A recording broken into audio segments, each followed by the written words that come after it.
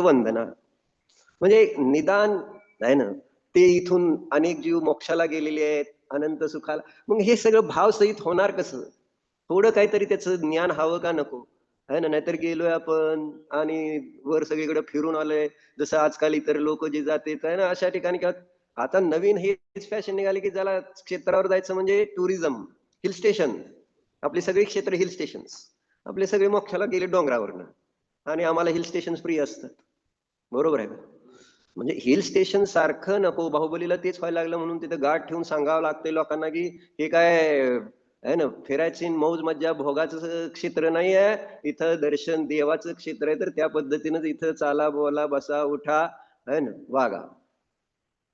कारण कळत नाही आजकाल.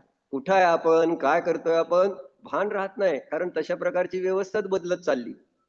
धर्मशाळा भारी होत चालल्या त्याच्यामुळं विचार बदलत चालले. क्षेत्र कसं झालंय नाही, धर्मशाळा कशी झाली. आधी धर्मशाळा साधी होती त्याच्यामुळं जास्त शरीरावर आणि त्याच्या नटण्या टटण्यावर काय विषय नव्हता. पटकन एका खोलीत झोपायचं आहे ना, सतरंजी टाकून, काय कॉट नाही काय नाही. सकाळी आंघोळ नळाखाली करायची तर गार पाणी नाही तर गरम तापवलेलं असतं पटापटा आणि आपलं सुटायचं देवदर्शनाला. म्हणजे तिथं शारीरिक विषयांकडे असा फार आहे ना फोकस नसायचा.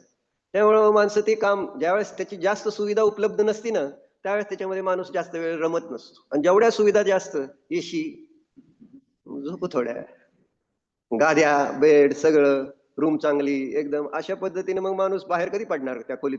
त्याच्यानंतर नाश्ता आहे ना, देवा जायचा आधी नाश्ता कुठं आहे, का आहे, कसा आहे, मग मस्तपैकी नाश्ता करत इकडं तिकडं कोण आलंय कोण नाही, गाड्या वगैरे इकडं तिकडं बघत बघत